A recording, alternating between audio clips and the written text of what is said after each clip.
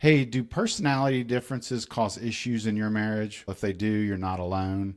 Today, we're going to talk about 5 of those areas, and we're going to talk about some ways to navigate them. Hey, I'm looking forward to this. How about you? I know, I think it's good because the more you know about your partner, your spouse, the deeper the understanding goes I agree. and the closer that you can be with each other. Yeah, it Yeah. is. It's always about understanding. It seems to always come Yes. back to that. We can talk a lot about problem solving and finding solutions to issues, but I think it all comes down to understanding is really the first place. Yeah, I That when agree. there's more understanding, there's better connection. So, I think yeah. so. And where we got this from is that when we work with couples, we work a lot with what's called Prepare Enrich, and it's a fantastic program, a great curriculum, has an assessment that the couples take, all kinds of questions about their personalities and Their how they deal family with background family growing up. background, exactly. Communication, conflict management, all kinds of things. Hmm. One of our favorite areas to talk about is all about personality, and they have an acronym, and Right. it's SCOPE, and it has nothing to do with mouthwash, which at first when I started to get into this program, I thought, is that what this has to do with? But no, it doesn't. No, you didn't think. So, no, I did not. But yeah, I think it has more to do with they. I think there is a reason for it. Like it's like a periscope. It's like you're looking into each other's beyond the what on the surface and into Yeah. somebody deeply. Yeah. But we're going to talk about 5 of those personalities, and again, each letter of scope stands for one of the areas of Hmm. personality that people again get assessed for in this assessment that we give to couples. And the first one is what? Social. Yes, social. And that one's pretty easy. It really comes down to whether you're introverted or extroverted. Right. How social are And you? How social do you want yeah. to be? And we talked about this before we started recording. When you and I took this assessment, it said both of ours was really low. And in some ways I agree with that, and in other ways I don't agree with that. I Yeah. agree. It is weird to see that because I think that you and I do being around other people. We run a club in our Mm-hmm. neighborhood Yeah. and we go to all of the neighborhood events, church events, and things like that. Like we love to be around Mm-hmm. people. But the introverted part of us needs to have some alone time as Mm-hmm. well. So I, Yes. yeah, Yeah, and for me, yeah, if you did ask me, okay, Brian, what would you prefer? Would you prefer a quiet night at home reading a good book, or would you prefer a party with 10 of your best friends? While I do both of those things, yes, 9 times out of 10, I probably would choose the book at home and the quiet night and things like right. that. But I I, think that's why we have Friday night special. And if y'all don't know what that is, that's where we decide what we're going to have for dinner that night. We go to the grocery store, we buy all the groceries for it, we come home, we turn on the music, we start cooking our meal, singing and dancing and mm-hmm, cooking in the kitchen. It's just a ton of silliness, but it's like extremely relaxed. And that yeah, is like it's just like an end of the week mm-hmm, Friday yeah, celebration. It's called mm-hmm, Friday Night Special. yeah, But yeah, but we do. And then if we think of like how social are we want to be more social with a group of 4, 5, 6 people versus 50 people. That's overwhelming. That's, oh, I just hit a wall. I gotta go. I gotta go. mm-hmm. So yeah. Yeah, and you and I are pretty similar again with this on this dynamic. Now, you that are watching, you may have a spouse that is completely on the other end of the Yeah. spectrum, and we have friends like this. Yes. And it's a little bit tougher for them, I would imagine, because we're out at a gathering or whatever, and one of them wants to hang out for 3 or 4 hours and could talk all evening, and the other one is Mm-hmm. just about halfway through that is I'm I've had my done, I'm fill. ready. I want to go home and watch TV or read a book. And there's a little bit more you got to navigate there and communicating. And I would say, really, before you go anywhere, if you do have this big difference, talk to each other and say, hey, we're getting Yeah. ready to go to this That's a good point. gathering Mm-hmm. tonight. It starts at 7. What are you thinking? How long do you want to stay? And if your partner says, oh, I want to stay till 10 or 11, you only want to stay till 9, that might need some Yeah. negotiation potentially, Yeah, I think you you can know. find a happy medium, but you just if you're the more social person, just by you asking your spouse, saying, "Hey, we're going to this event. It goes late at night or whatever. How long are you comfortable staying?" I think that tells your spouse a lot. Oh, wow, he or she really cares about my feelings. Yeah. I matter. My feelings matter. My emotions matter, because if you're low on the social scale, like your energy gets zapped like that. It's gone. You need to understand that about your spouse. If you are the less social one, understand that your spouse wants to go out and socialize and do these things with other people, and he or she wants you by their side. And it means a lot to them that you're there, that you're making the most of it. Yeah. And you can even compromise and say, okay, this weekend, yes, we're going to go to this event that's got 100 people there. We're going to go for a few hours. We're going to together make the most of it. No bitterness involved or anything like that.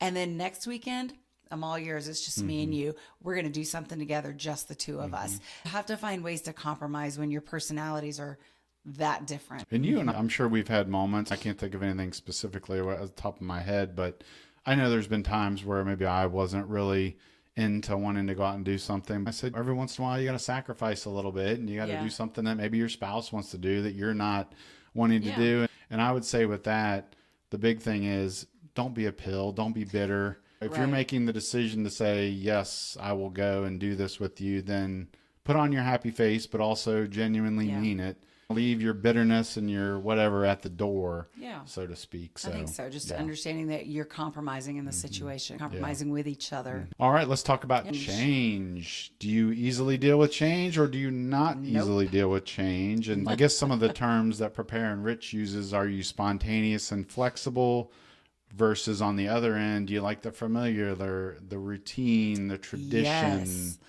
things like that? So you and I are pretty similar in this regard as well. We don't like change. Right, we don't. At all. Although, go ahead. You Yeah. say something else. Yeah, I was just going to say, we don't like change, but when change happens, I think part of what we do is we take a long time to process through our own emotions, how we're feeling, how I'm feeling, how you're feeling about this big change. How are other people around us feeling, and what are they thinking? Like we tend to put a lot more thought into it maybe than we need to, but that might go to the letter we're going to talk about in a little bit. So we take a long time to process through our own emotions and the pros and the cons, and really if it's really big, important stuff, like we are praying about it as well, because we really want to understand God's plan in all of this. Recently, we did have to make a huge change in our life, and it took several months of praying to make sure we were on the same page with God and on the same page with each other. And it was extremely difficult, but we did it.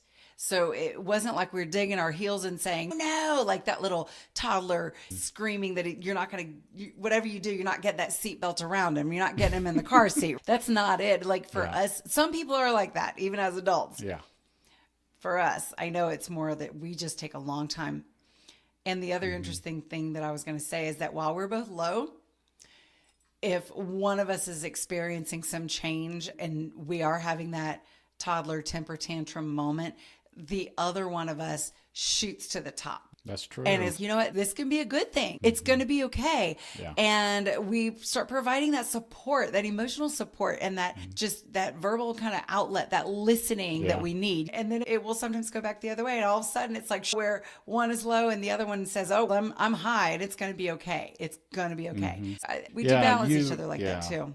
You help me with, sometimes I can go down this negative rabbit hole and you will rein me in on it. But I was going to say too, with the first two, social and change that we're talking about, these are the ones for me that I really do feel like God has created me to be more introverted and to deal less or positively with change. But because I listen to God, I will get out of that quite a bit when it comes to the social or with the change. Maybe not so much the other ones that we're going to talk about in a little bit, but with these two for sure. So I think that's why sometimes I disagree with what the tests showed, because if I listen to God, I will hear him say, no, go meet this person, or go do this thing, or be okay that this is happening or that's happening. And And one thing that I wanted to say was that you find that you're very different in where you are with change. You have to support each other. I briefly mentioned that, like, while we're both low, as soon as one of us drops even lower, the other one will shoot to the top and bring in that support, that emotional support. And you have to be that for your spouse and understand oh, she really does not like change. She is not dealing well with this emotionally at all. How can I help her? How can I let her just dump her feelings out? Or do you know what I mean? It's important to do that because it lets your spouse know that you care, that you love them. So Yeah. yeah, but All then right. if the other person is just like super spontaneous all the time of let's go, let's do this, let's do this, let's do this, let's do this. Whoa, just know that your spouse may not be spontaneous That's like that. right. They may burn out on That it. that may be burnout. Yeah. Yeah. All right, let's talk about Okay. organization. That is the O in scope. Organization, you can either be very structured or unstructured or maybe Yeah. disorganized, to put it bluntly. This one, you can be, I really do believe you can be organized or disorganized in different areas of your life. And I'll give you an example. For me, I can tend to be disorganized about where I'm leaving things. And I call it a trail of breadcrumbs yeah, around the house. You yeah, know where Brian has yeah. been. There's his shoes. The door is open. That light is on. The toilet seat is up. Yeah. I'm just kidding. No, that's quite all I love right. you, But babe. Trail of breadcrumbs. right. When it comes to things like putting this podcast together and all the different pieces and the microphones and the cameras and the tripods and the Building a computers and website. the all that, Creating things. I feel like I'm very organized, The and maybe you would bills. disagree with me. I don't No, know. you But are. You yeah. are organized. And then I think too for you, I mean, when it comes to things around the house, you're I'm a very checklist organized. girl. I'm Yep. just gonna. Yeah. I got to make a list. I have so many lists on my phone. I have another list to keep track of how many lists I have. Just Yeah. kidding. But I'm a checklist girl. Yeah. That's how I Yeah. keep my That's right. life in order. What do you think you're disorganized with? And I'm not trying to lead you into something. I'm just curious.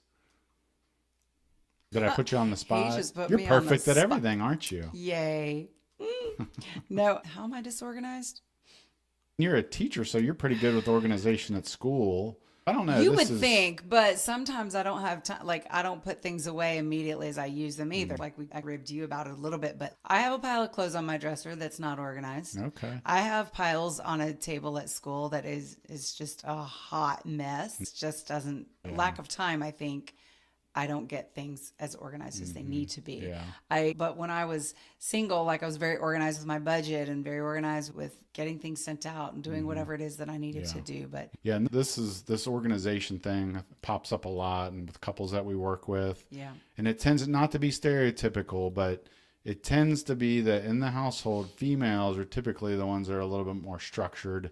They know where everything is. They've got a place for everything, and this is where this goes, and that, and so forth and so on. And that's right. we men typically are, "Yeah, as long as I'm taking care of myself, whatever, I don't care." And so we have to deal with a lot of sort of arguments and disagreements over that. And sometimes it might be, okay, sir, you're the one that needs to step up. You need to start cleaning. You need to start doing some more things. Or maybe if we feel like the other spouse, the female typically, it maybe occasionally, is it okay to let something stay on the ground? But I know that's hard because usually the response that we get back is, oh, if I let that piece of clothes stay there, it would stay there for 3 years. He would never Yes, pick we it do up. hear that. It So would never be picked up. not easy. But here's an idea. Something that we did, especially when our daughter lived at home, is that we would have a 10-minute cleanup at some point after yeah. dinner because her school books and backpack and shoes and our jackets and our shoes, like all of our stuff,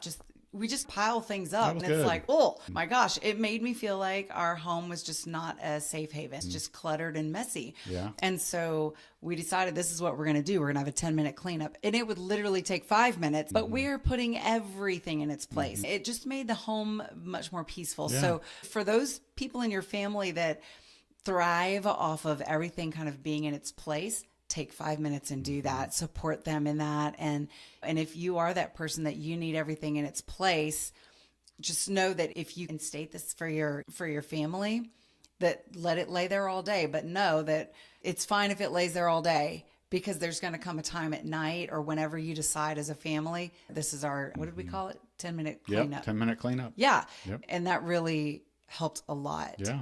It And did. we, even though we're empty nesters now, occasionally I will say, I'll look around the house and it'll be a mess. And I I'll don't know how we say, make messes like that. yeah. And I'll say, hey, how about a 5-minute or 10-minute cleanup? You okay with that? Oh, yeah. And then we'll do it. And it's just like this. You take a little breath after you do a nice little cleanup like that, and Yeah. you get organized. So yes, organization. Yeah. All right. If neither one of you are very, very organized, and I'm going to start talking about your money right now. You have to be organized with your finances so that you're not getting into financial debt. There are resources out there that can help you create those budgets that your brain is, no, I cannot live in an Excel spreadsheet and do budgets. I hate budgets. It's a bad word, but it's a safety measure so that you stay out of debt. I encourage you to look for something like that and hold each other accountable with bills that are being paid and how much is being spent and that sort of thing. It's very important. Yep. It's good. All right. Pleasing is the next one we're going to talk about. Are you a people pleaser? Meaning, are you a lot more accommodating with people, or are you on the other end of the spectrum, or maybe you're a little more assertive or direct, probably, maybe even aggressive with people? We see differences with couples with this. This is another area where you and we tend to be similar. You're probably noticing a theme with us. It's funny because it seems like every personality test you and I take, we typically come up the same. We do. Like Myers-Briggs, we're both ISFJs. Enneagram, you're a 9, I'm a 6, but you're high on the 6, I'm high on the 9. So so the 9 means that I'm a peacemaker, but does that also, and the 6 means that you're a Loyalist. Loyalist. Yeah. And I think is pleasing in there somewhere. That's high for both of us. Like, The peacemaker is probably where that people pleasing lies. because I want to keep the peace. And I noticed that too. If you're watching this and you tend to notice that you are like a mediator with family, if you've got family members that get into arguments, if you're people pleasing, you're probably going to tend to try to stay in the middle and try to help them work their differences out, because you don't want to see somebody get upset. You don't want to have tension, and you don't like arguing. But if you are more assertive and aggressive kind of on the other end, you might get in somebody's face and be like, all right, you all need to stop this, and telling people what for. I think too, being a people pleaser that's not always a good thing, because you end up not being able to say no to people when you're asked to do something, whether it's at work or at home or at church with your friends or whatever. It's, Brian will do it. Brian will do it. And Brian's so much of a pleaser. He's like, yeah, I can do that. Yeah, I can do that. Before you know it, you're like burnt out. You're burnt out, and you don't know why. You don't know how you got into that situation, because you're bent towards making the other person happy and in neglecting yourself. I think if you are a pleaser, you have to be very careful with that. And I think over the years, even though I'm a pleaser, I definitely understand boundaries, and I'm like, I'm not doing that. I'm not going to say it ugly, but I'm not doing that. You know what I mean?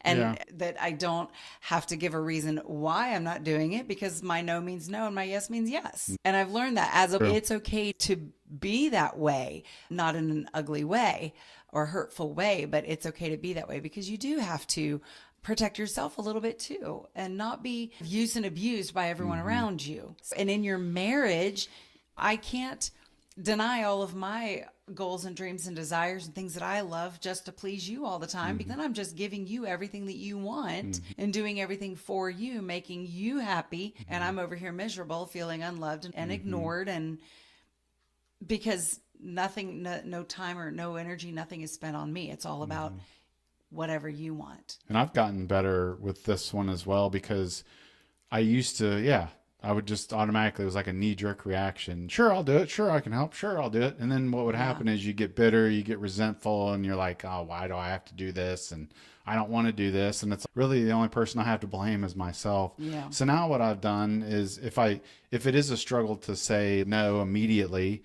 I will say something like, you know what, I need to look at my schedule. I need to figure out if I can juggle, and if I can, I'll let you know. If I can't, I won't be able to do it. And then what I like to say is just get back to somebody quickly. Don't do one of those things where you say, yeah, I'll think about it and I'll let you know, and then 3 months passes by and you haven't said a word to them. That's frustrating for the other person. But I know we're talking a lot about kind of on the one end of the spectrum, but I think too, we need to give equal opportunity to the direct side. That yes, that is good. It is good to be direct with people, but you can get it a little bit twisted and maybe not show love to people. The Bible talks a lot about showing the truth, but doing it in love. Yeah, speak the truth in love. That's what it says. Yep. Yeah, so you do have to watch the way that you say that. And sometimes it's best to just hold your tongue. Exactly, yeah. And some people will use the excuse of, as long as I tell you the truth, that means I love you. And I don't agree with that. It's the way you say it. Yeah.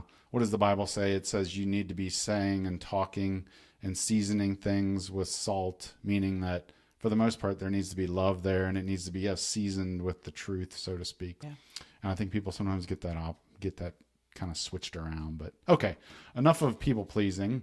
Why don't we talk about the last one? The last one is, how emotionally steady are you? And are you a little bit more on the sensitive side? Are you on the other side where you don't let anything rattle you, anything get to you? And there's, as with all of these that we're talking about, there's it's not good or bad necessarily to be one or the other. It's like there's pros and cons on both Right. sides of the story. But I would say with this one, there probably is a little bit of a difference on this one. I tend to, which is interesting, I tend to be probably the one that's a little bit more sensitive to things sometimes than you are. Would you agree, or do you feel Mm. you don't think so? I know on the test it said that I was more. I think I had a little bit of a higher score than you did. So you're more emotionally steady than me. No, I'm a little. I'm sorry. Yeah, I'm Yeah, the more. higher the I think I'm more score, sensitive than you are. but the higher the score, the more I said steady it you are. incorrectly. Okay, Yes. so you Yeah, were lower. I believe So what so. that means? Yeah, yeah, I do remember saying that. So that means you're a basket case. I'm just No, kidding. no. I'm kidding. We're gonna delete that. No, that's not what it means. Yeah, But yeah, but it doesn't. When you're on the one side of being more sensitive, that actually can be a good thing, because then you might be able to scan around the room and see, is there someone up that's upset, and you might be able to go to that person. Hey, what's wrong? What's going on? Tell me.